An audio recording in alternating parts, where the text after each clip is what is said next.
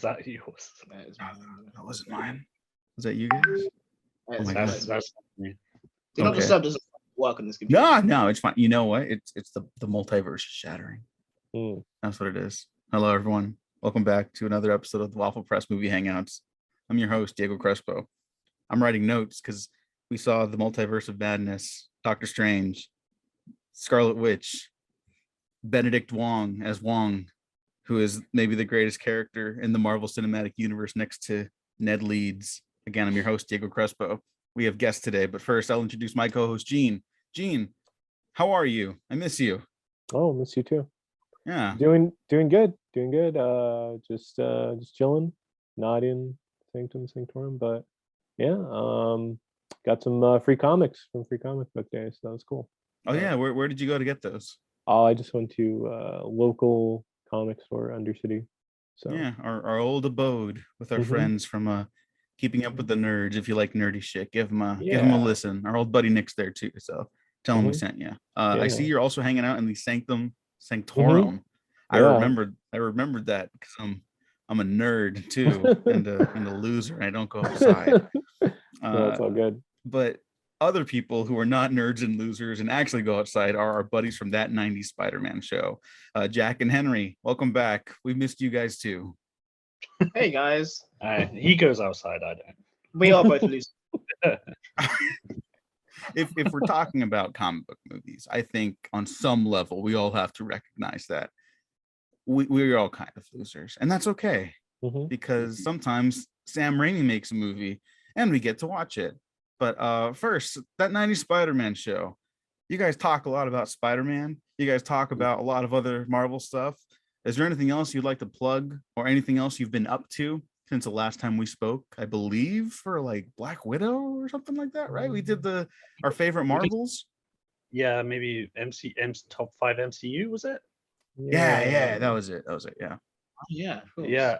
Well, on our podcast, we've been doing a few bonus episodes because we finished season 3 of Spider-Man the animated series, and we're doing what we normally do, which is take a bit of a break before we start the next season. But we got some more comic book episodes on the way as well. And then, as always, anyone who doesn't know, check out No Context Spider-Man on Twitter. Which is some good panels. It's top 5 Spider-Man accounts, if not number 1, at least. Have you tweeted out any of the Stan Lee Spider-Man new strip images or anything? Those panels. You know what? I that's actually on my list to read more. I think there might be one in there which might be Spider-Man punching a cop in the dick. Hell yeah! There we go. That might be. I can't remember. And that's just an image we all have in our heads of Spider-Man. Yeah. The police doesn't like him. Yeah. It's part of the theme song, isn't it? Yeah. Spider-Man punching people in the dick. Spider-Man. Yeah. And fun fact, I think you guys know this, but I listened to your No Way Home episode before I saw the movie. So it was a fantastic.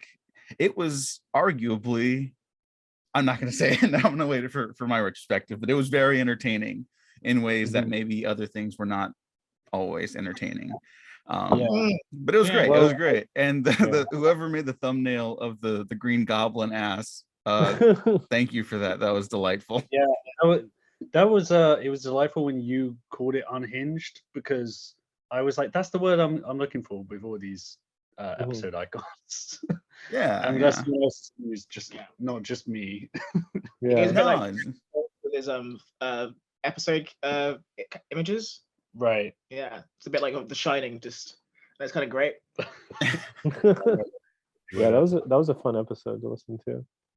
Yeah, the thing with No Way Home, like a lot of MCU stuff, is that it's didn't take long after we put that episode out for like my mind to change. It's like the high leaves you a little bit, and then you start, thinking about things differently. And I mean, it hasn't been that long since we saw Doctor Strange in the Multiverse of Madness. So I guess we won't know whether we're on a high or whatever we're on. But Yeah, so I'm buzzing. I got a good buzz. I got a good Raimi buzz. We'll talk about that. Is there anything else? Because I don't want to just talk about superhero stuff all the time on this podcast. God forbid, especially from the big brand names. But is there anything else you guys have seen recently that you'd want to recommend or tell people to stray away from if you didn't like it?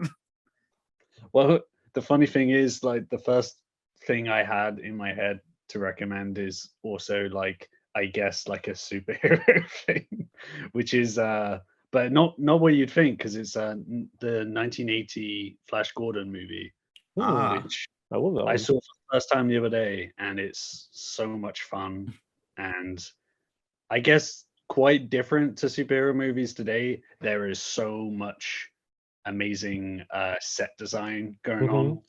Like, you look like, oh, okay, they just like created this entire world and this huge throne room and all these crazy outfits and stuff, and it's nice to not have a green screen.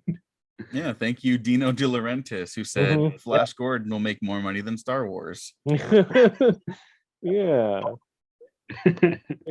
Also, he did Army of Darkness. That was cool. Yeah, Dino De Laurentiis, my favorite Italian. Sorry, Gene. Oh, sorry. R.I.P. to my problematic fave. Oh, is he? Oh, he died, huh? Yeah, he's dead. He had a reputation. Anyways, anything else?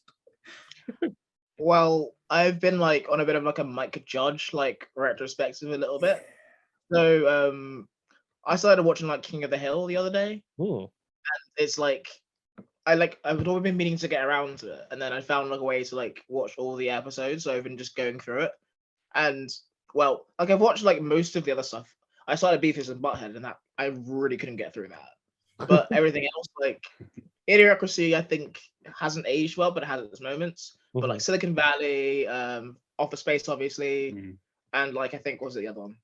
I forgot what the other one was, which is a great sign. But what I've watched of it so far, I've really liked, and King of the Hill was the one I really wanted to get into, and it's super like mundane, but it actually like it's just all character stuff. It's very grounded, and you kind of like juxtapose it against, for example, The Simpsons, and it's night and day. But I'm really enjoying it, and yeah.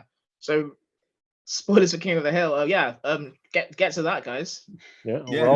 I love King of the Hill. Yeah. All big King of the Hill fans. Yeah.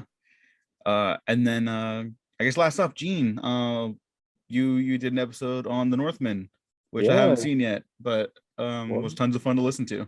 Yeah, it was I love that Northman so much twice. I don't know what else to say about The Northman. Oh yeah, you don't have to break it down. I wanted to plug your episode because it was good. Definitely check that out. Is there anything else you saw that you want to plug? Just in casual watching. Yeah. Well, besides Doctor Strange, I saw Molly's Game for some reason. How would you do that? Oh, the Cat's one. Yeah. Which one? Oh, like the Aaron Sorkin Joker movie. Yeah, it's okay. It's also fine. Yeah, it's fine. Just like I don't know. It's like you watch these and they're kind of entertaining, but it's like, man, it's like Aaron Sorkin. You need to stop just being so Aaron Sorkin, I suppose. You know what? This is actually a good way to get into the Doctor Strange discussion. And I know I mentioned I wanted to talk about like our favorite Sam Raimi movies too, and I think we could do that towards the end too, like just a celebration of his return to the big screen. Yeah. But like there's a certain belief I hold about writers turned directors, and not all of them fall in this category. And this isn't inherently a bad thing. Their talents are elsewhere. Maybe not Aaron Sorkin's, but other people's. Sometimes really talented screenwriters don't really make the leap to directing very well because they maybe don't have the capacity to think in the ways all directors need to, and kind of like not micromanage everything, but they need to think about like the visuals, the audio, like how it's going to cut together, how it's going to get made. And some writers don't have the idea for visual storytelling, and that's fine. They could win Academy Awards on the page, and that's a lot of people can't even do that. It's not a good or a bad thing. It's just a different thing. I do think Aaron Sorkin is bad at all of it, but like he just is not like a visual director. Like I just saw the trailer for the Chicago 7, and I was like, oh fuck, that looks like awful. Like I don't know. This is just me ranting about Aaron Sorkin now. Yeah, I'm not watching that shit. Oh, okay. Sorry. The newsroom, don't you? The newsroom I started, and I was like, it's one of those things that I saw a clip of it on YouTube and was like, this sounds interesting. Mm. And I started and I was like, oh god, like Aaron Sorkin as like a writer, even it kind of, you have these like flourishes that you kind of notice, you go, that's kind of cool. But I never actually like sat through like a TV show of Aaron Sorkin, and you're like, sick of it so quickly. Yeah. Oh my god. Some people are really fun when they're just like completely unrestrained and up their own ass. And other people are like Aaron Sorkin, and it's like, man, you don't talk to people, do you? Yeah. Jesus. I just think his I feel like his his personal politics really muddle like his work as well. I remember he's like a the Hollywood liberal. Yeah, but it's like you can't like separate it. It's so in your face. Because I remember like I think it was a history class I had. We watched an episode of The West Wing, and it was about the filibuster and why it's so great. And it's like I think our history teacher was like, "Wasn't that amazing?" And you think back on it now, and you're like, "No, it wasn't." So like one of the things that's a linchpin of destroying our democracy. But let's get to lighter notes. Yeah. It's time to talk about Sam Raimi's Doctor Strange and the Multiverse of Madness. So Jack and Henry, or Spider-Man, as it says on the Zoom call, what did you two think of Doctor Strange and the Multiverse of Madness? And then Gene, you can go and I'll go, and we'll just do full spoilers right off the bat. Let's fucking get into it. Yeah. Town, USA. But like a UK co-production, I guess, this time. And like an HBO BBC kind of just sit. So it sure was Sam Raimi directing a superhero movie, which was probably like, well, that was your fear, because you were like, they're just gonna like stamp down that individual traits of the director to be part of the Marvel machine a bit. Exactly, yeah. But I remember I said to Henry before we watched, I was like, there's gonna be like at least one moment which you go, oh hell yeah, I can't believe they're doing this shit in a superhero movie. And I think we got a few of those, which, you know, was worth the price of admission for me alone. But I had a really good time with it. What about you? I mean, like in a word, I had a good time with it as well. I think, like Jack said, the one thing that I've noticed with like the MCU a lot of the time is that a lot of the projects that don't seem to get off the ground or that have like production troubles tend to be from directors and creatives who have their own kind of unique style and vision. And like, especially early on, I think the Marvel universe wasn't very good at like accommodating those. And we talk a lot about like the cinematography and about like how these movies are made and how they all look like they're like filmed between like a thin film of gravy. But like, like I was very cynical about them letting Sam Raimi come back, especially after him already being burned by the comic universe with Spider-Man 3. But I had a lot of fun with this, and like one thing I was really happy about was like, it's just like after No Way Home and like a 2-hour 40-minute movie about a boy in a leotard who shoots webs out of his wrists, I'm kind of glad that it was a 2-hour movie. And as much as there were Easter eggs and like little universe things, it felt very self-contained. Like I feel like whatever movie comes next, you could like conceivably miss Doctor Strange and not have any kind of like plot stuff going on, which was like for me a huge bonus. And even like the post credits, I was like kind of dreading them, like just because of what happened in like the movie. I was like, when's John Krasinski coming back? I guess when's he gonna spike the camera, you know? But and as Jack said, I think there was a point like during like this film where like Sam Raimi was like, okay, you can't be in the room for any of this because I'm gonna go fucking nuts. And then he kind of like closed the door and put a chair underneath the handle so they couldn't get back in. And he made the last half of this movie, because it is glorious. Some of the stuff that I feel like maybe he was just holding on to for like years because he couldn't find the right project for it or whatever. But yeah, the special effects in this movie blew my mind. There were some excellent like set pieces, and like even though like later on in the film there were parts where it was maybe like a bit of an understated fight scene, but it was very sort of creative and had a little bit of like a rhythm to it. It wasn't all out action and like orgies of CGI. It was just very like deliberate, but very also extremely Sam Raimi, you know? So I had a great time. Yeah, well said, Gene. What are your thoughts? Because I know you and I very much love Sam Raimi. Yeah, no, of course, no, it's a good assessment. I was just gonna say I just really enjoyed it. You know, I was just looking forward to this for a bit because I mean it would just be sad if like Raimi went out on like Oz the Great and the Powerful, and I've never seen that all the way through, which is like I'm not sure if anyone sat through that, did they? I sat for it. Cinema. I remember actually liking it a lot, but I was young and stupid. Yeah. So Yeah, I remember liking it too. I remember thinking it's like fine, and I don't know. When I got more online, my love for Mila Kunis at the time. I mean, now Like, it might look like the Sistine Chapel now compared Maybe, to some yeah. other stuff, Who you know. knows? Yeah.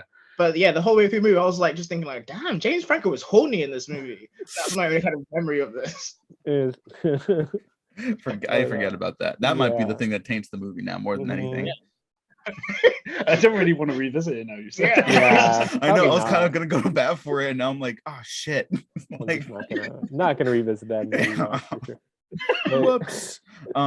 Sorry. Go ahead. Gene. Yeah, no, of course. But yeah, I went back and the last year kind of rewatched some of his films, and some of them I've never seen. Like Crime Wave, not that great, but at least I could say I've seen it.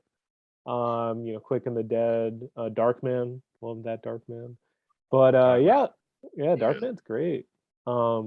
Yeah, I was just really just going in with you know, no expectations. Just wanted to see the boy Raimi back, and I was just really enjoying myself during this movie.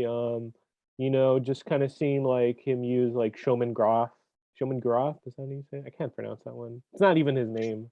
Yeah, I think they just changed the name. Yeah, right? It's like Gargantos or something for the the tentacle guy. yeah. Oh, Right. Because I think I remember in the comics, wasn't he? I think he's like Cthulhu, basically. He's like Yeah, powerful and not like killable with stabbing. So he's in Marvel vs. Capcom too. Yeah, weirdest character choice ever. He's a good character. He was it was great. Cool. Yeah. Some crazy nerd in the dev team brought that in. Showman got. but yeah, it had a lot of horror elements. It's not a horror movie. And the way that Raimi used cameos, I think, is maybe like, or Easter egg stuff like that, where like the movie doesn't stop and be like, hey, like what's that? Like the fact that like Living Tribunal is in like one frame of the film, but the movie that like doesn't stop and be like, hey, there's the Living Tribunal, because was it like Guardians 2 when they show the Watchers in that Stan Lee cameo, the movie stops. It's like, hey, look at this and this, whatever. But like the way Raimi uses it, it's like you'll just like you don't need to know you don't need to get too much out of it if you're a Marvel fan. Like you'll appreciate that. But yeah, it was just I loved it. I loved you know, even like the cameo scene, spoilers, but like that was like one of my favorite sequences. The fact he just like goes to town on all these or Wanda just goes to town on all these variants as like this horror monster. Just like kills Mr. Fantastic, Professor X. It's like that's amazing. Yeah, I think you said he by mistake because you're thinking of Sam Raimi. Yeah, it was actually Wanda, but yeah, just like seeing Wanda as this like horror. She was like a horror villain, just like taking these people apart. It was something else. Yeah, very like he's leaning into, I guess, his Evil Dead roots, his I guess maybe a bit Drag Me to Hell as well, like a bit like she's acting more like a witch in this, which you know was or his Oz the Great and the Powerful roots maybe. Yeah. This guy loves right. And then too, all the character work I think was, you know, Doctor Strange is serviceable, but yeah, like Wanda too, they actually like take her to task for like some of her actions. Because I felt with like WandaVision, I'm not sure if anyone watched that, but they kind of just like let her like, you know, just get away with like capturing all these citizens, you know, forcing them in alternate reality. So I didn't finish the show, but I did see the clip where the citizens of the town are like, please let us die. Yeah, and then it's like then she just leaves, and it's like, I don't. That's weird. So like some people are like, oh, they ruined Wanda. She's a villain now, and it's like, I don't know how to break it to you. Yeah, I think that was the plan all along. Like, I give Marvel crap for being like, oh, it's all connected, and I barely buy it ever. I don't think that's actually true. They've said as much recently, where like the Russo brothers even were like, yeah, the beauty of it is they make it up as they go along, so they give people space to work. Yeah, and it's like, well, okay, but I think that was actually the plan. It's like, okay, do WandaVision to build her up to this. Although I guess there was like that report where WandaVision was supposed to come after at one point. I don't know. It doesn't matter. It works here now. That's all. She's the baddie. It's fine. She's an antagonist. She was interesting. I appreciate they do that turn very early on as well, because they kind of, I suppose there's a idea that you would expect it coming. I guess in terms of interconnectivity with the other stuff, I'd be curious, Diego, what you felt about the Wanda stuff, considering you'd missed some of that story and they had to like describe it here. Because it was like obviously fine when you'd seen the show because you already know the backstory. And I was thinking that was probably the only thing that like was tying back to like another Marvel thing that you maybe had to watch for context, but I don't know how that worked for you. I butt into the Wanda stuff a lot. I think this is the best she's been like characterized. I won't say written, because I the writing, by no fault of the actual creative team, I think it's just like a story that got chopped and screwed like in production, because that's how a lot of these work. But I think she was really well realized here, and I really bought into like her like pain making her like villainous, you know. I thought Elizabeth Olsen in particular was like really good, and because like sometimes Sam Raimi's like vibe doesn't work with every actor in the business, and that's like fine. It's a specific thing. Sometimes, you know, sometimes even a king misses. But I thought her and Benedict Cumberbatch were really good. Like they totally like got it in a way that I felt like not everyone would have, you know, like the campiness.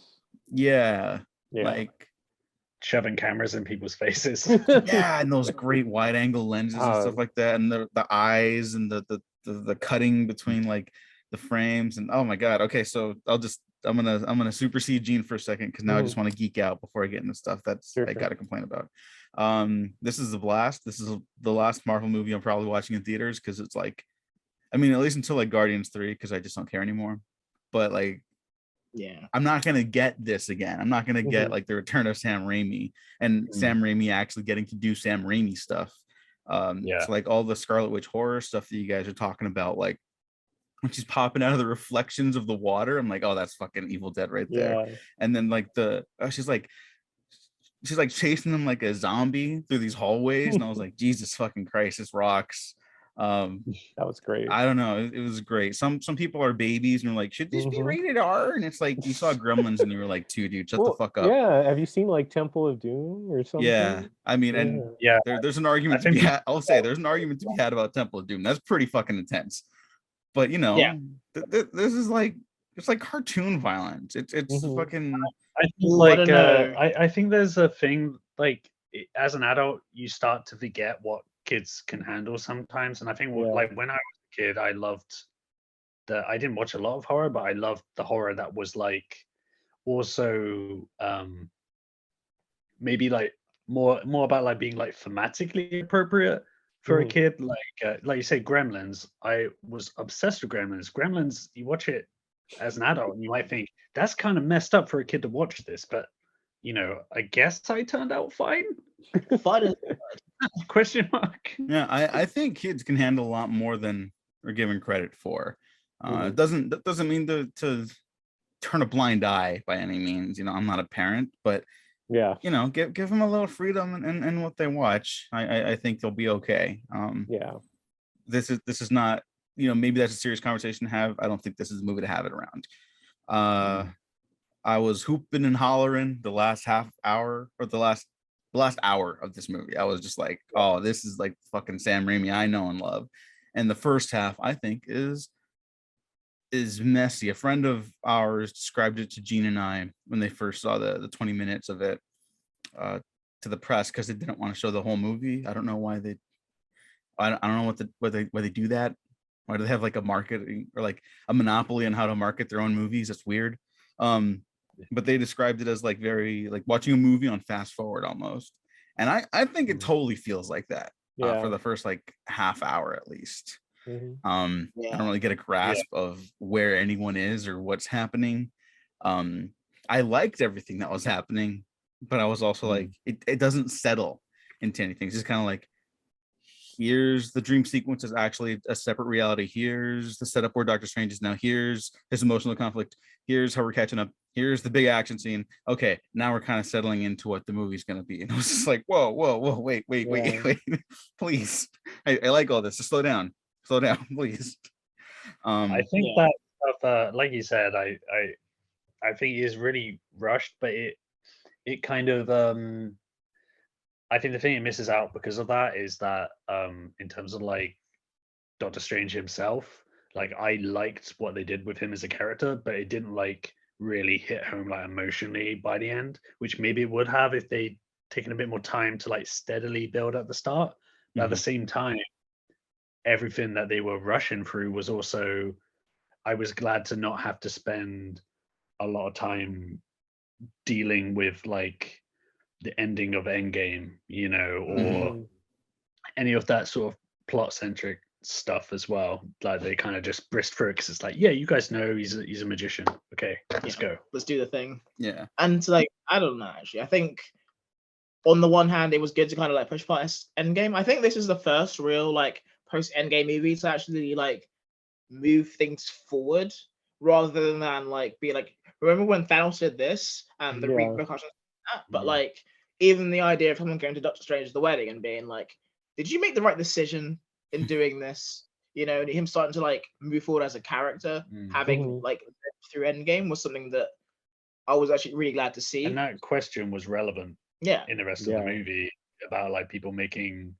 hard decisions and being the one who has to make the hard decision themselves and stuff like that. And I think that was like, I think it's a real like Sam Raimi flourish.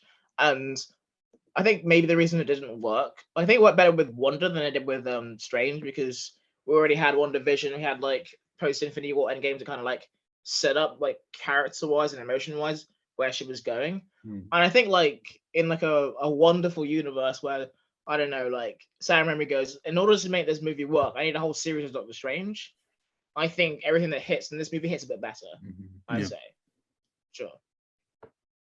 But, it's before I get into more positives, actually, I'm going to mention that America Chavez is basically like not a character in this, and I like that character from the comics. I'm not like a diehard fan, but there's been not enough criticism, in my opinion, about how she's originated as an Afro-Latina character, and here she's played by a lighter-skinned Mexican young woman. And this is not any criticism of her. I think she's like a good actress. I think she's like got it from what I was able to see from here.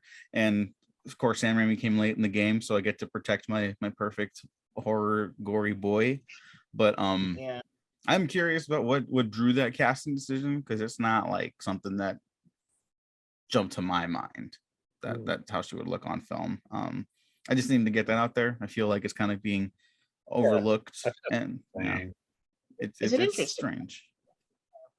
Because I guess like if you think about Afro-Latino characters in Marvel comics, the only other one that comes to mind is Miles Morales. And I don't know if as a movie going public we understand that they can be both at the same time. Is my kind of like inkling, is that like if you like go, this is an Afro-Latino character, they go, what the hell is that?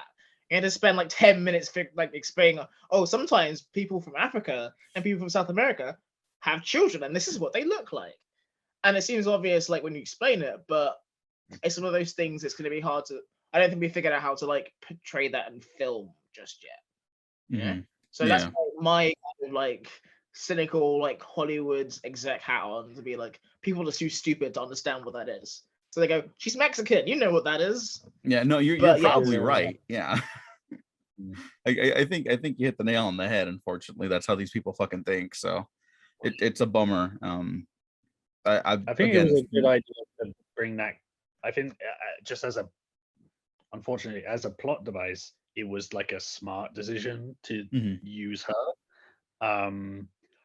but like she was really just like, as well as like a walking MacGuffin, she was also a bit of a like just a sounding board for Doctor Strange, which meant that a lot of their conversations I really enjoyed, and I did, think she was fine in it and everything, but like there wasn't anything really distinctive about her other than, maybe just like them placing her on the table and just saying like, yeah, well, we've got someone to draw from here if we do like Young Avengers or something like Yeah.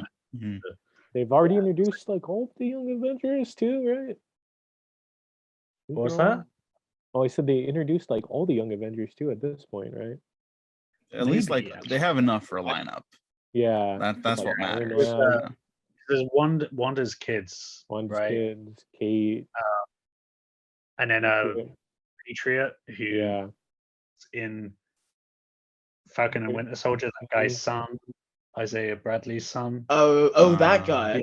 Yeah. He didn't do anything. He said like one line and walked off. But Yeah. I'm here. I'm in the MCU. Yeah. I'm here for when they need me later. Bye. Mhm. Thanks for the paycheck. I respect that hustle, by the way. Again, not a Yeah. criticism of any of those actors. Oh, Of yeah. course. For sure. But to take it back to American Chavez for a second, I think like the thing, maybe it's one of those Sam Raimi things, but there was a point where they kind of hinted there was more to the character than just here she is to make Doctor Strange's decision like manifest, because she doesn't really do anything in the movie apart from move the plot forward, or like Doctor Strange has to make a decision for his character. Here's how we're going to reflect that, Mhm. And I don't think it's as simple as like taking her like out of the movie and the movie still works, but it's like it could have been, I don't know, like a magic egg and we'd have the same kind of thing I for do the most think, part.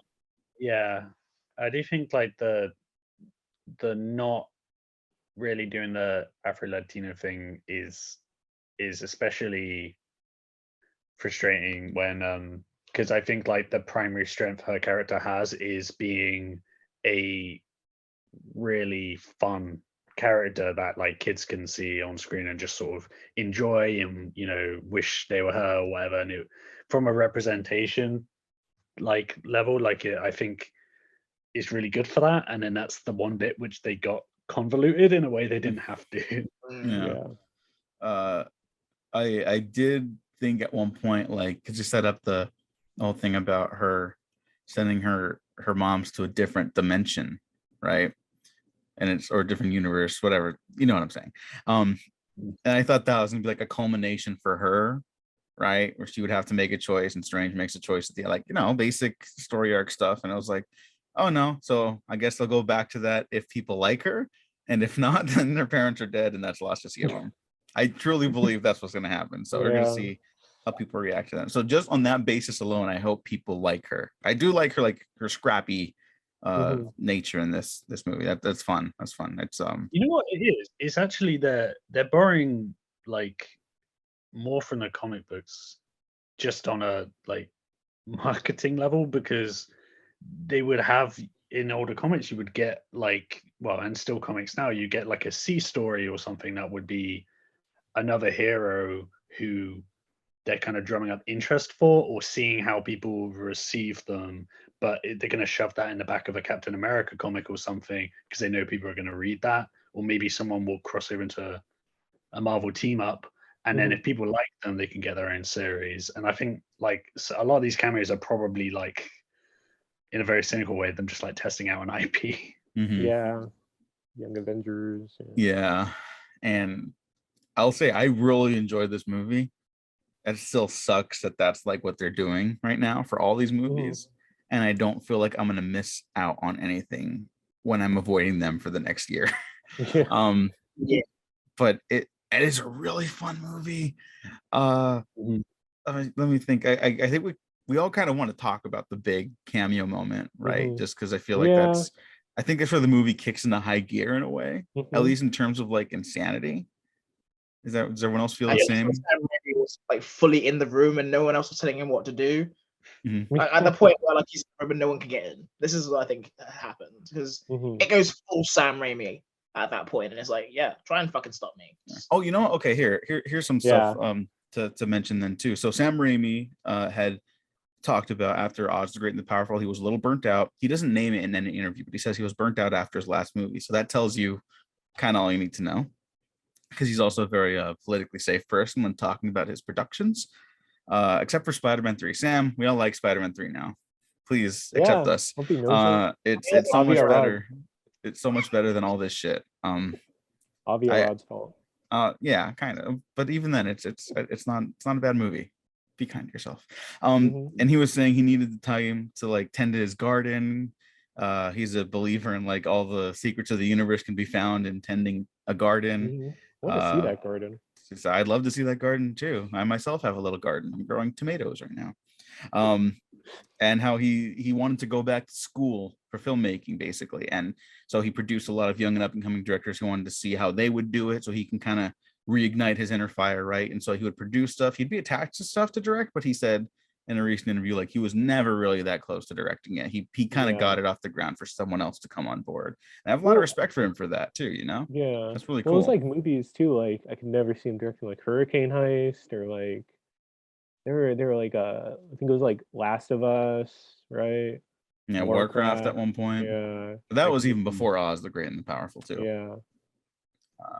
And yeah, he was just saying that like he really wanted something to he was looking for something that would excite enough joy in him to spend the next 2 to 3 years of his life on. And then he wanted to figure out how to make a film in the confines of the Marvel Cinematic Universe. And so I thought like, okay, I can respect that, because honestly, these are probably really easy movies to make because a lot of the decisions are made for you. So all you really have to do is figure out where to place the camera, and Sam Raimi is really fucking good at that. So when he goes sicko mode after the opening hour of just like pretty good Marvel stuff, it's when it's like, okay, on the Marvel curve, this is like a 5-star movie experience. Seeing John Krasinski as Mr. Fantastic didn't even make me want to kill myself in the theater. So I know what you mean, because in our viewing, like, there was like an audible gasp in the audience. Yeah, audible from you. Yeah, but like it's one of those things that, like, even though I grown, I wasn't like in No Way Home where I saw Andrew Garfield. I was like, those motherfuckers, they did it. You know? Well, it's a bit of a like, you know, everyone's satisfied because if you didn't like it, you get to see him killed.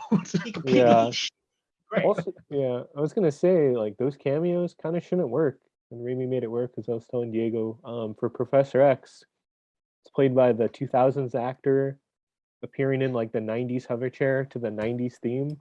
Like that makes no sense. That was the yellow chair from the cartoon, right? Yeah, exactly. And you hear the theme when he comes in. It's like cool. Danny Elfman's version of it. It's like it's a great theme. I love that. Like musical. The best thing about that cartoon.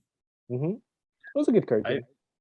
I think one thing that I was curious about is I saw a tweet after I saw the movie that said, I can't believe they put Professor X in the trailer, because that would have been such a good reveal in the theater. And I only watched the first tease they did of the movie, and I was avoiding all trailers, so I don't know if that actually was in the trailer, but I'm really glad I didn't watch that trailer now. He's off camera though. He says we should tell him the truth, that line. But you barely see like his hand come into frame from the wheel. Like you can make out who it is. So as someone who doesn't even care about that stuff now, even I'm like, you probably could have not just done that. Like you could have just said the Illuminati will see you now, like they did in the most recent TV spots and stuff like that. So I don't really get that decision either. Whatever. I don't know. They're all dead and it's awesome. I was cackling when I felt bad for Anson Mount, the guy who plays Black Bolt, because that TV show is like it rightfully got like eviscerated. But he gets to pop up in now one of the best Marvel movies, and his brain explodes, which is awesome. I was gonna say, I can't believe I've never seen that in like a What If comic or something. Like as soon as it happened, I was like, oh, I can't believe that no one has thought of this before, and I love it. Sam Raimi was look at that guy and go like, yeah, this is how he'd die horribly. I don't. The with Black Bolt, I don't know a lot about Inhumans, but I do think that like visually showing Sonic waves from like Sonic Scream, whatever. I don't know how well that can work in live action. I haven't really been satisfied by what by stuff that's done it before. Yeah. Back in First Class or even Birds of Prey a bit. But here I think they kind of just went like, okay, let's do like, let's show how powerful it can be, and let's do the build up to that, and then let's blow up his head. Like, let's not overdo it. Yeah. Do you think Sam Raimi told him that's what he was going to do? Or he was like, I'll do Black Bolt, yeah, cool. And then after the show, they're like, technically I did what I was supposed to be doing, right? Well, have you guys heard what like the meeting was that where he decided to take the job? Like any of that stuff? No. So he was asked about it on this press junket, and he said like, okay, look, I'll do the picture, but I'm gonna need like X amount of storyboard artists, X amount of concept artists, X amount of graphic designers, X amount of special effects artists, yada yada. Like I'll run down of stuff. He's like, because I'll need to start this tomorrow, and I would like to make this picture this way. Like he made it very clear that it was not this. The script is very much not him. That's all he said. I'm not reading into that. I'm just saying. And then Kevin Feige goes, Sam, you're not gonna get a dozen artists. You're gonna get like 3 times that, and then 3 times this, and 3 times that. And so I think they let Raimi go off the handle with like the visual aspect of it, so long as he was like, here's the script, we're gonna keep changing it, but just keep doing what's on the script, and you can do your thing. Yeah. So I do think the script is like a mess, and like I also don't care, because Sam Raimi had such a blast directing the most vicious Marvel movie ever, and Black Bolt exploding his brain was really fantastic. Black Bolt again. I forgot his full name. Which is, like, as a comic fan, like I forget, like he has like the most ridiculous like real name ever. Was it? Yeah. Does anyone remember? It's like Blatigal Boltigan or something. And one thing I would say about like John Krasinski, I was always like fairly like lukewarm on like the fan casting for him, just because I thought that people were mostly just jumping on the fact that with a beard he kind of looks like the way Reed Richards is drawn like in modern comics, and it was mostly it. But I will say that once he turned up on screen and started acting, I was actually into it, and I thought he was a pretty good Reed Richards. As far as tests go, like it worked for me. I liked him as Reed too enough. Like I think there's a part where he's talking about his wife and his kids, like he's trying to reason to her. I felt like that was very much like Reed, the fact he would like care about his family. Because I'm not sure if you guys seen like Venture Brothers, right? I've seen like the first like season and a half. Oh, okay. Like they have like a parody of Reed, and like he doesn't care about like his kids, or he just cares about science. Like Reed is like a really good family man, so I appreciated he got like that across. So yeah. That was so fucking awesome, because right after that he's like, yeah, I have a kid and a wife, and I want to go back to them just like you want to go back to yours, yada yada. And right after he's like pouring his heart out about it, he has a family, Wanda kills him in the most brutal way possible, and his head also explodes. It was incredible. It was the greatest thing that's ever happened to me. I was so happy. I will say my ultimate John Krasinski Fantastic Four hot take is that he's not a bad actor. I think he does a good job here. He wouldn't be the worst casting in the world. I think this is way better if he does die here. Like, this is his only appearance as Mr. Fantastic, and you get someone else to play him. I think that would make this even funnier. And I think awesome. that was what I was thinking too. If I did not see a headline, I think yesterday that said he will return. No. And Goddamn. it's one of those things. It was an article I didn't read because I'm a person on the internet in 2022. But so I mean, if there's confirmed, then he's coming back. Because I guess maybe they were just seeing like, maybe if everyone hates this, we'll just say, yeah, he died. I was kind of hoping for William Jackson Harper for Reed. I saw that. Yeah, that fan cast. That's a good one. He's a really good actor, So I would like that. Ian Grufford, you were saying. Okay, that was my thing. If you're bringing back all the other cast members from other movies previously, I would have liked to have seen the guy who played Mr. Fantastic in the 2000s Fantastic Four duology. That is not me saying I like those movies in any capacity. I didn't like Inhumans either. I'm just saying that makes sense, and it's kind of nice for people to get a victory lap, you know. Like I think that's if that's what this purpose is, that's nice. Like Lashana Lynch's Captain Marvel in that universe, I thought was a nice touch because she's getting written out of the sequel because they killed her off in fucking WandaVision. Yeah, off screen. He was initially gonna be Monica Rambeau, but then something about like the shooting schedule or something, she couldn't do it, and she ended up getting recast to be Monica's mom. Oh, really? I didn't know that.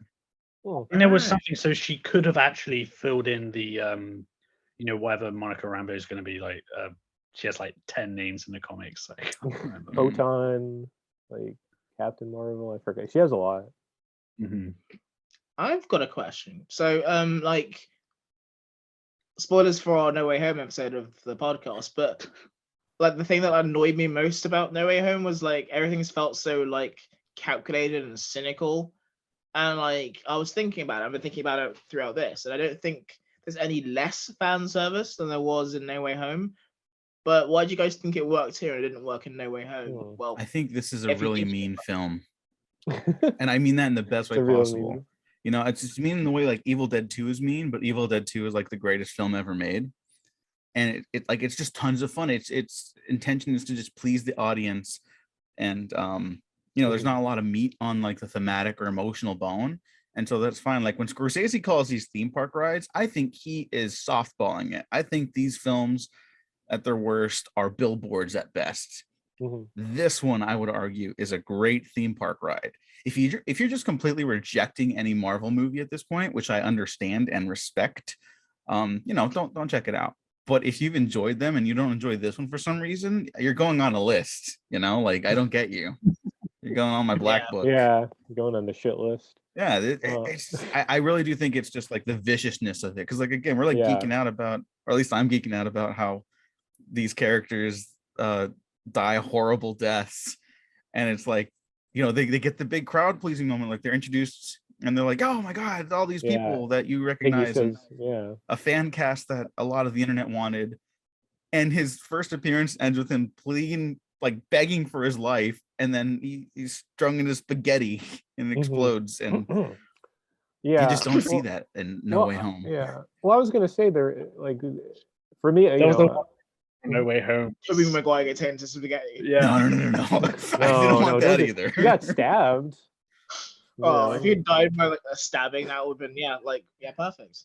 By Goblin, who he never. Reference, I guess, to like Marvel movies a lot, where they're just like, look at these amazing characters you've seen go through so much. That Sam Raimi was like, fuck these guys. Also, wasn't it? Just wasn't it so great in No Way Home how all these returning characters came back, and Tobey Maguire and Andrew Garfield barely interact with any of them. That was super cool, and that was really invigorating. Even Green Goblin never really say anything. Wouldn't you think it's weird that J. Jonah Jameson is the same one from his universe, and there might be some history there? But no. Yeah. Whatever. Sorry. Go ahead, Gene. Oh no, I was also gonna say. Oh, just no. Go ahead. I hate to give too much credit to the script, but I felt like thematically, the Illuminati like had a point. There was like a point to these cameos, like a weight in terms of like, they exist in the script for for a reason. They're there to, I don't know. I mean, like they have like such a, they killed off their Doctor Strange. They're kind of like going into a little bit of the themes of the movie. The characters kind of like have a history off screen. They kind of, more or less make it work. Whereas like, I don't know, something like in No Way Home when Sandman shows up and he just joins up with the villains despite being like redeemed, and then also his like goals don't mesh with like Electro's, and they're still like attacking the Spider-Man. Doesn't really make sense. This like felt there was a point to them. Like they felt like really well used, I guess. So yeah, I think the thing with the Illuminati is, and that was another one of there was just so many points in this movie. You mentioned the Living Tribunal earlier, which I don't know if you would have recognized, but flashed by him, and he has like 4 heads, or 4 faces on Cosmic like a entity. How the hell did I miss that? They like fly. He's like in between universes or something. anyway, there were so many points of like comic things coming in that I wasn't expect to ever see in these movies, which is rare to like have that feeling again. And the Illuminati was one of them, partly because the in the comics, the idea of like a group of heroes coming together to make decisions secretly for the rest of the world was always like a dark idea and something which I don't know whether that would have been done justice in the MCU or whether it would have just felt kind of icky. Yeah. And so the perfect way to do it is in an alternate universe, where things went a darker way, and then you murder them all. You give them like a fateful findings ending. Yeah. Yeah, no, I think Mordo, yes.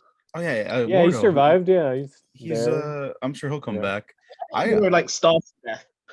Oh Yeah, he was in a little trench. Yeah, It was and, like, and no one's coming. No one's coming for him. No one knows he's there. oh that should have been god. Yeah. him like trying to get up. Oh no, I'm gonna cancel Doctor Strange because he left a black man to die. He literally like jumped on him and like leapt to safety and left the black man to die. He saved everyone else, but of course the one guy he couldn't save.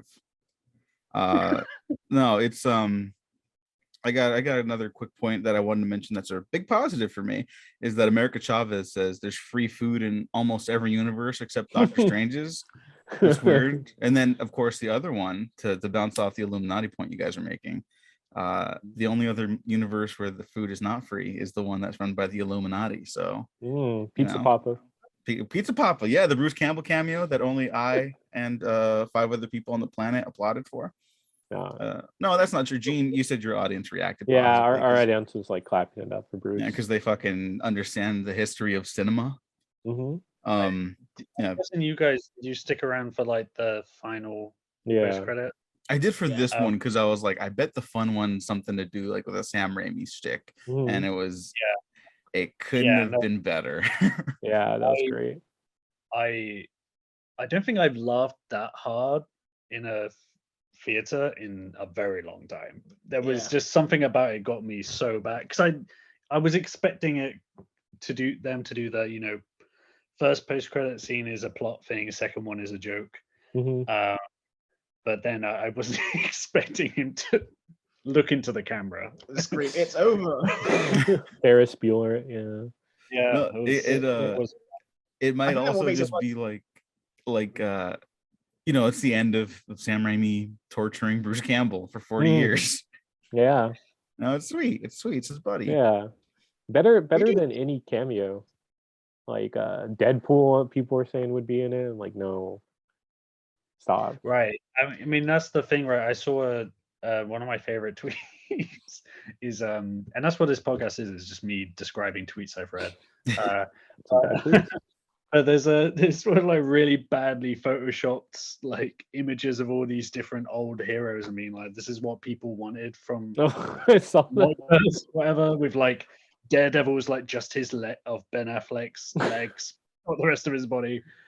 And it is like one of those things where people didn't get enough of that stuff, and my only real response is like, you don't know what you want anymore. Yeah, like who wants 2000s Hulk, Tom Jane Punisher? I want 2000s Hulk. Well, he came back in a short film. I want 2000s Hulk. I want Walter. Which one? I want 2000s Hulk. Cool. Yeah. Cool. That's failed blockbusters coming at you, summer 2022. Nice, like awful CGI wolves for some reason. Oh yeah, fucking rocks. Something else I would like to mention is that in spite of Patrick Stewart's best efforts, Professor X will always be murdered by gorgeous redheads in every universe. Yeah, can't catch a break. Yeah. And I also have a point that I just want to say, like, if we're gonna just like bring back other franchises into the MCU all the time now, maybe don't do that. I think that's kind of boring. Like, I do want this entire endeavor to end sooner than later. But like, come on, it's the X-Men, like 10 years. I'd like it in 5 years, frankly. You know what? Guardians comes out next year. Oh, and ended after that one. You had an interesting run. You killed Hollywood. Now it's time to go to bed, Grandpa. Well, I mean, you could see Endgame as like the ending and never watch another one. No, because they still tease stuff in that one. Do they? They tease like 5 different things in that movie. They tease Loki. They tease Guardians 3. They tease their Thor endings 4. enough, I guess. I don't know. I think like in terms of like we're really getting to like the bucket list stuff of things to see in movies that I wanted when I was a kid. You know, like I had so much when I'd be reading a comic and then think I wish I could see this on screen, and now we're really just like ticking off all the boxes because I mean they were talking about incursions in this one, which is from like new Avengers comics from only like five or so years ago, which would presumably mean that they're building up to Secret Wars, which is the crossover to end all crossovers, probably, but probably not as well. Yeah. So I mean, like at a certain point, like, you know, I'm just like, you know, Homer Simpson with the infinite donuts. Yeah. I don't know when my bursting point's going to be, but it's not yet. I think you're a little done. I think this movie's the one that brought me back in a way. Right. Where I was like, well, to go on like a huge tangent that's going to go nowhere. I think that's what we do. Yep.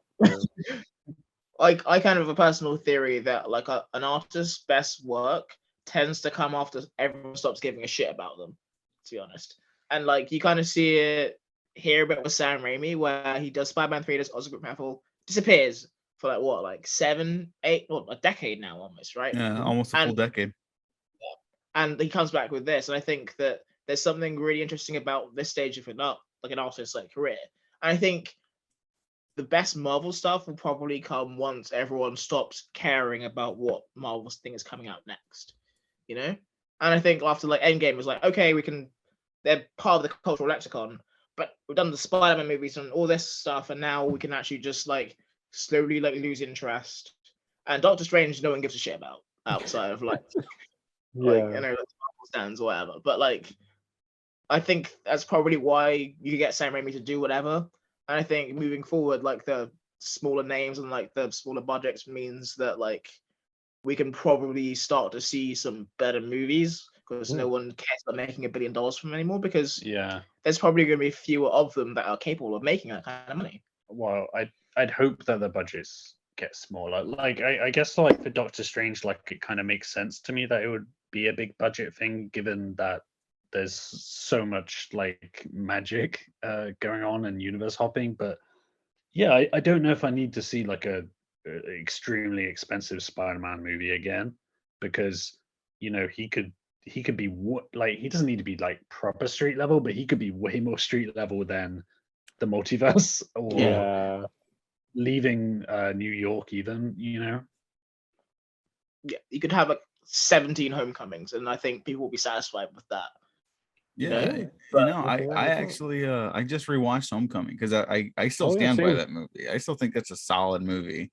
And I was just like, man, remember when these movies felt like there were people in them? Like at the very least, you don't have to like that movie, but I think the characters have like it feels like they inhabit like a world. And as much as I like Doctor Strange, this one and then the Multiverse of Madness, I don't feel like I got a grasp of like his world, but it was such a fun like adventure that I don't care. Like it was just a great time. I think thumbs up all across the board then for this one, gentlemen. Yeah. All right, let me pull up some tweets. So we're gonna talk about our favorite Sam Raimi films, and then we'll tap out for the night or the morning. This is the morning, of course, which is when we are recording. Let's do it. Favorite Sam Raimi films. Who wants to go first as I pull up these tweets? Yeah. Top 5? One. Just do like 3. Yeah, let's do 3. Okay. I mean, for me, like, I won't say both Spider-Mans, the first 2 ones, because I feel that's probably like moving out like a good option otherwise. But I think like Spider-Man 2, like just over the first Spider-Man, but I feel like the thematic stuff is just like so satisfying. Like I watched like pieces of it on YouTube all the time. Like obviously the train fight scene is excellent, but for me, like even the part where like Peter looks at MJ and she realizes she's Spider-Man for the first time, and the emotion on her face, and that is something that you don't see and haven't seen in like movies since. So I think Spider-Man 2 is up there. We mentioned it before, and Darkman I think is like it's fucking excellent, you know. And Liam Neeson, like obviously you wouldn't know that today, but I think 1994 when that movie came out, right? He had too much dignity to be in that movie. He just made Schindler's List, and he have him in this like just completely bonkers movie where he's changing faces and freaking out, you know. And it's got like the Sam Raimi like flourishes. We've got the Danny Elfman score, and I'd be curious actually to ask Danny Elfman, like, who do you prefer, Tim Burton or Sam Raimi? Because I feel like watching him like this, I was like, of course, yeah, Danny Elfman's back. Like then they got to stand on either side of the room and call him and see which one he goes towards. Yeah, I think I mean I love Darkman too. Yeah. My favorite Spider-Man is still the 2002 one, which will probably my favorite Sam Raimi as well. And then Evil Dead 2, you know, like Diego says, perfect. Just unhinged like from minute one. And although it's not in my top 3, but I would want to give a shout out to A Simple Plan, just because I think that's a really tight, interesting thriller, which doesn't really feel I haven't seen every single one of his movies, but it doesn't jump out at you as a Sam Raimi film, but it's just like a really just good thriller, and we love Bill Paxton, so we do love. Mm-hmm. You know, Bill Paxton actually gunned for the Darkman role. That'd be interesting. And then he told his buddy Liam Neeson about it. Oh. Yeah. Liam Neeson anything. Okay. I'd like to like issue a redaction because I know how Twitter can be. Darkman was 1990, not 1994. So he wasn't too good for that movie at that point in time. I just want to clarify that. Yeah. All right. This is actually the role that's I think. There was a period of time where he was too good for things, and that came after that, and then it ended at some point before Taken 2. I think it was really Love Actually, or when he like went out kind of busy. Ooh, a hot take. All right. Some quick tweets, and then I'll hit up Gene. I asked people for the top 5. We'll read them out really fast. Matt Sibley in his Red era. Don't know what that is, Matt. Spider-Man 2, Evil Dead 2, Darkman, Quick and the Dead, Spider-Man 3. Hell yeah. Someone did a top 10. I'll read this and then you can go, Gene. Jesus Christ. Evil Dead 2, Evil Dead, Darkman, Simple Plan, Drag Me to Hell, Army of Darkness, Quick and the Dead, Spider-Man 2, Spider-Man, The Gift. No Spider-Man 3? All right, Gene, top 3. Yeah. I had to revise this a little because I think I tweeted out something different, but still Army of Darkness, Spider-Man 2, and then I go with Darkman for my top 3. Love that Darkman. Yeah, Darkman. People want Darkman. Didn't Sam Raimi just say like Universal asked about a legacy sequel to it? Yeah, Darkman universe. I don't know about that. If there's a universe where Sam Raimi can have full control over it and he just does all the movies, sure, I'll fucking take it. You know.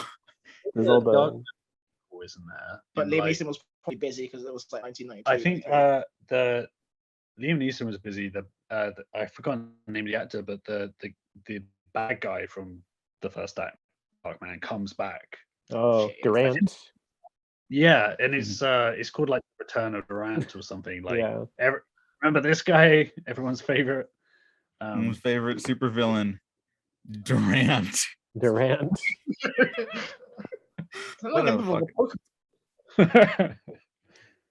Yeah, I don't know. I mean, another part of me just thinks about like how, you know, he made Darkman because he couldn't get Batman or the Shadow or something like that. And it's like, well, what if he does get interested in doing more Spider-Man, but they don't want him back for Spider-Man? Wouldn't it be cool to see what he would do with that, like a Darkman version of Spider-Man? Yeah, I don't know. I'm just saying that he's a creative dude. He said he's got the fire again, so let's fucking go. Yeah, I think gloves are off a bit, and like I was one of the people who thought that they wouldn't put Tobey Maguire and Andrew Garfield in Spider-Man: No Way Home. So I now think kind of anything is possible, and the idea of a sequel to Spider-Man 3 set in that universe with like an older Peter Parker is a possibility. Because I mean, from Sony and Marvel's point of view, like you can have 3 Spider-Man franchises running at the same time, like dollar signs in the eyes. Is it like James Cameron, Spider-Man's dollars? That screams like the kind of creative decision that left like Marvel bankrupt in the 90s. I think it's the worst possible. Well, no, that's where we're presumably. That's why we have 3. We're totally headed there, and unlike the comic book industry, I think at least the Marvel machine will like fall, and it will like knock down all the other superhero dominoes. Which again isn't like inherently a problem. It's like it's just nice to have other stuff too. Don't put all the money towards these intellectual properties that are owned by giant companies. Yeah, I don't know. Just food for thought. All right, let's see what else we got. At Valentine Govantes, V Govantes 75, Army of Darkness, Darkman, Evil Dead 2, Spider-Man 2, Spider-Man. And I've seen the majority of his movies. He's my favorite director besides Tarantino, and his franchise work is still arguably his best work. I'm really excited to finally watch A Simple Plan soon for the first time. Everyone knows the Spider-Man trilogy is my favorite fucking thing he's ever done. Evil Dead 2, and then probably Simple Plan.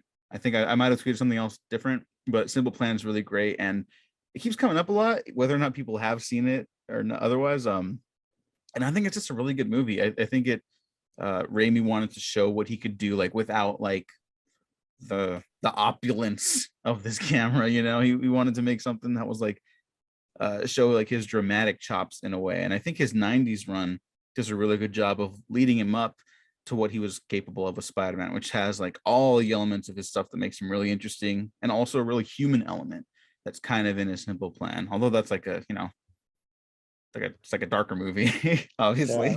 For those of you that haven't seen it, just watch it. Just trust me on that. You'll like it. If you like Sam Raimi, or if you just like movies, you might like that one. Like if you're not into Sam Raimi, but you like a good tight little drama, you'll like A Simple Plan. I also want to shout out Quick and the Dead, which is fucking so much fun. It is like an incredible cast. I'm not even going to name the cast members. You're going to watch it and you're going to be like, they were in that. What the fuck? And yeah, it's terrific. Let me see. I'll read out one more that I thought was funny. I would love to see like Sam Raimi dealing with like Gene Hackman's bullshit. Oh yeah, they did not get along apparently. Yeah. Do you know that story, Gene? Who does?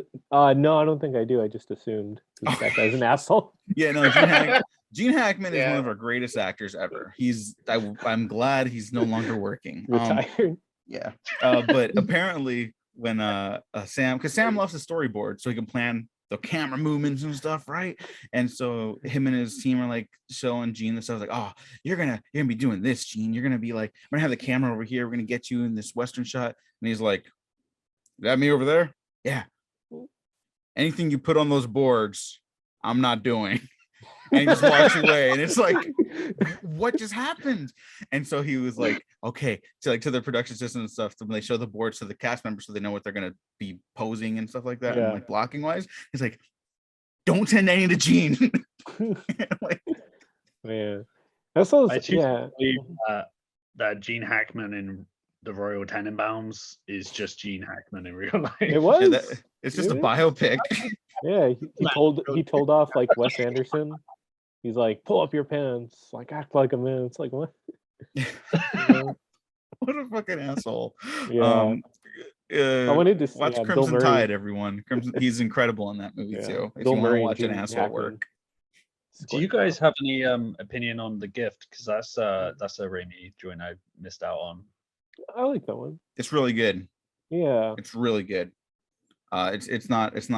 I should have mentioned it with Quick and the Dead, but it is really good. I only saw it recently for the first time, but it's Raimi's just got the goods, man. The world has been lesser without him. Yeah. Well, things definitely took a downturn from like 2013 onwards. Maybe it was like the Raimi was gone, He was too tired of doing on James Franco. Yeah, like have you seen those, speaking of Twitter messages and stuff like that, those Twitter posts where it's like the screenshot of Toby and Spider-Man where he's like, I missed him a lot today. It's like that was me the last decade. And then now that he's got another movie out, it's like the Spider-Man 2 thing where it's like he's back and the newspaper flies the camera. That's how I feel right now. So even if I'll say I for a Marvel movie, I loved watching it. I don't know if I loved the whole thing, the whole project, but I had a blast watching it. Even if I didn't, I'd be like, okay, but he's back. He's gonna be working again. He said he wants to do something sooner than later.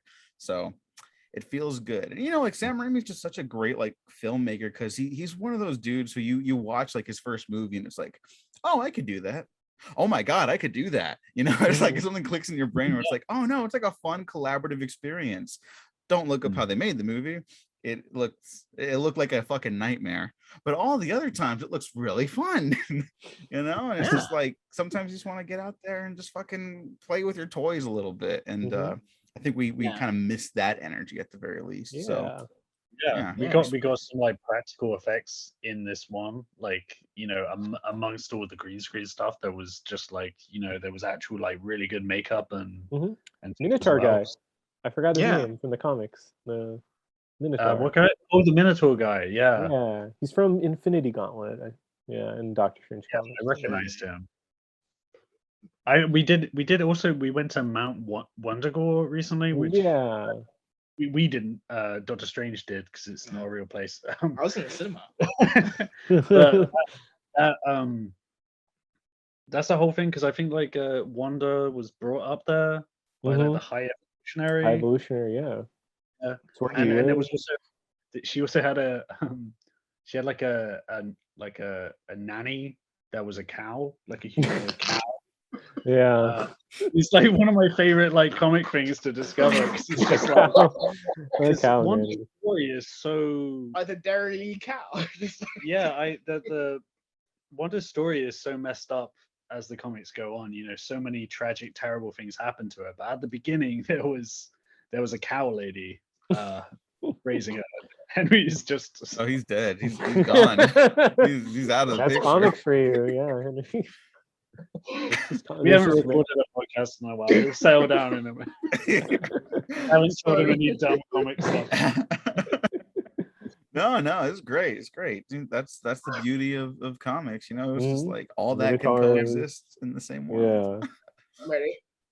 All right. Well, to be clear, I also enjoyed the Minotaur Man, and I'm glad he survives to the end of the picture. I guess the last thing I'll complain about is I guess Charlize Theron's in these now. I guess no more fast movies. No, she's keeping her way. I'm not ready to talk about that. I'm still grieving. I'm sorry. But that's who's she playing? I don't even fucking know. Clee. She's playing Clee. They never said her name, but okay, that's why. Yeah. In case they want to change it later, I guess. No. Isn't I might be getting confused. Is Clea in the comments Dormammu's daughter, or is that someone else? I don't think she is. I think she's someone else's daughter. Yeah, she's someone's daughter. You might be right. Yeah, I don't think it's Dormammu's though. Right, that might have either been someone else, or it's one of those things where they said "Oh, she's Dormammu's daughter." No, she's not actually. That's dumb. It's actually someone else, really, which happened to Wanda 10 times. No, it's the cow's daughter. It's the cow.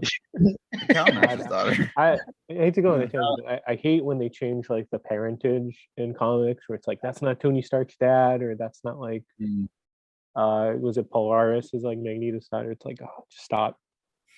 Don't mess with the parents. Peter Parker's parents are apparently SHIELD agents that saved the world multiple times. I choose to forget every time I read a comic. Yeah. He has a sister now. It's okay. Yeah. Actually, I think technically Spider-Man's parents were killed by the Red Skull. Yeah. Oh my god. Just 50 Red Skull. When you put it like that, you're that doesn't feel like things we should be mixing. No, yeah. Oh boy. Just remember that the rights to Spider-Man comics were supposed to lapse in 2019. So he should be in the public domain by now. Thank you, Mickey Mouse, for changing that. And a lot of other characters too. Just putting that out there into the world. Whenever you're frustrated with these things, it's not your fault. Okay. Any other things we want to mention before we end off this lovely little discussion on our goopy boy? One thing I'd probably like to, I guess, like ask the table, I guess, is like, I was thinking about this. I mentioned this a bit in my Letterboxd review, but I was watching Doctor Strange and Multiverse Madness, which, by the way, you should all see out there, audience members. But it's not a very big pool, but like, do you think there's a better director of comic book movies out there? No. I'm sorry, that was really fast. None that come to mind. I guess none inject like the fun, like I prefer like the Batman to this. Like I think that's a better overall movie from like top to bottom. Sure. But like Sam Raimi's just like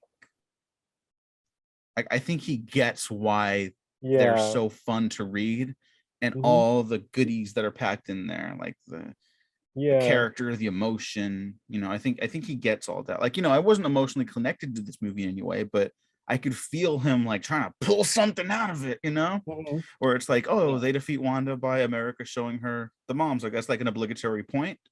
Yeah. But you could feel him, like the energy. I think that's the thing. He has the energy of the heart of comic books, and he kind of injects that into his work. So that's a good question. Yeah. I was gonna say, even like I can't think of anyone else that I'm trying to think of a better way to word this, where he's like a fan first and foremost, but like I don't know, even like Nolan is like didn't really like, he's like, I read Year One and Dark Knight Returns, and I love Nolan, but like you could see like he would like kind of stick his nose at like elements of like comic books. Or I love like Raimi's like, oh yeah, let's have the Minotaur guy, that's cool. Or the Living Tribunal. Or even like I don't know, like Spider-Man 2, he's like, yeah, there's a Doctor Strange reference and all that, and it has like, it's not like an Easter egg, like he's gonna pop up. It's like, oh yeah, just throw that in there. Yeah, I guess he just kind of like really like enjoys them the most out of any director I could think of. I think I think he's like the strongest like visual style that is like recognizably one director's that I've seen in a superhero movie in a while. Because I mean, I really like the Batman, but even that, like, it was like reminiscent of a lot of other films. Like I was getting like a lot of like David Fincher vibes and stuff like that from just like the look. And I think this is just unmistakably Sam Raimi, which I feel like these movies should be. They should be unmistakably whoever's making them, which is part of the reason why it's such a fun movie. Yeah, I agree. Oh, a good question. Anything else? Or are we good to end there? I think we're good. Yeah, I was gonna say, right. I feel bad for the Peggy Carter fans. Oh, dude, I'm fucking fighting for my life out here. I watched both seasons of that show. Fucking underrated. Better. I'll put money down on it. Better than every one of the Disney Plus shows. Also, because I've never finished any of the Disney Plus shows. Well, that's probably for the best. You haven't missed much. Well, the first 80% of them is always the best part. But then I have to finish them. Yeah. I've heard Loki and Moon Knight are actually pretty fun, but but then I'm really that. I have some like a few like I'm not sure's there, and then I haven't seen those last two episodes, so we'll see. Yeah, I mean, I ain't rushing to it. Yeah, I liked Hawkeye for what it's worth. Hawkeye was okay. I got like 30 minutes into the pilot. Apologies to Kate Bishop, who is one of my favorite characters. But yeah, well, just thank you guys for coming on. This was a lot of fun, and next time maybe we'll talk about something that's not comic book related, even. Yeah, anytime. Yeah, thanks for having us. Really. Yeah. No. Well, I'll have to voyage across the pond at some point. Hopefully, the pandemic slows down a little bit. Where can people find your guys' work? So, well, we can find That 90s Spider-Man Show on Apple Podcasts, on Spotify, anywhere you can find podcasts, really. And we're also on Twitter. and I believe YouTube, Instagram. Yeah, you could actually Or literally social just Google like stuff. 90s Spider-Man show, and we're like maybe the 10th thing that comes up. There you Yeah. go. Yeah, so listen to our podcast if you want to hear us talk about Spider-Man the animated series, but also pretty much anything Marvel. And also we have a Patreon at patreon.com/that90s SM show, which we do like bonus episodes. We did all the Blade movies, and we're working our way through the X-Men movies slowly. We've slogged the way through like the plateau. Yeah, we got an apocalypse and mysteriously stopped making X-Men retrospectives for a while. Yeah. Need a break. Yeah, something an apocalypse to get us back to those movies. Mm-hmm. Well, we got one, so. Yeah. Hey, there's a good one left, right? There's maybe like a good and a half one at this point. Yeah, like one of them was good, one of them was like we okay. We still got Logan. Yeah, that's the good Deadpool one. 2. Yeah. Deadpool's 2's, that's my half one because I'm like spoilers for Deadpool retrospective. I'm like, yeah, fuck that movie. No, Francis Ford Coppola said it's his favorite of the superhero movies. So random. Which is also made the 1992 Dracula, so I don't always. Whoa! No Dracula slander on right there. Just line up and watch. I haven't seen Jack though, so I can't say how bad it is. Well, it's not as good as Dracula. Yeah, it's a Robin Williams movie, so he's really good in it, and the movie is not good. He's like, I can't have the movie outshine me. Yeah. Well, that was a downer. Dracula's really good. Sorry, Henry. You always said Dracula. Goodbye. No. He comes to London and we can debate this. I think Henry actually likes Dracula, and he's just ashamed of how much he likes it. I actually like the filmmaking. I just think that like everything that's not the filmmaking isn't very good. I recommend Dracula. I think it's Francis Ford Coppola going sicko mode, which is what he needs to do for his next movie. I need all these old folk to go sicko mode. Just fucking remind us how it's done, you know? Yeah. Maybe some streaming platform can give them 17 hours like they did with David Lynch. Yeah. And we'll just see some shit. Imagine De Palma going sicko mode. Oh my god, yeah. That would be great. I saw his last movie, Domino. It's like not finished, and I was like, "Oh man, this could have been like really good." Why didn't? Why did the investors turn out to be frauds? That happens a lot in Europe. I don't know what that's about. Anyways, thank you guys again for coming on. Please, all the links down into the description below with all your stuffs. Social media plugs for your personal stuff, anything, or do you want to keep that off because the internet is insane? Well, I'm using it like a little bit less, so I kind of use the podcast Twitter more just for posting dumb comic stuff, and Henry has deleted Twitter because he is a sane person. You're free. On Instagram free. If you like I envy you. Care about yourself. I'm proud of you. I wish I could do that, but I'm not there yet. Not mentally. I don't know what to do with my life now. There's no Twitter. Yeah, you don't know about the discourse. Yeah.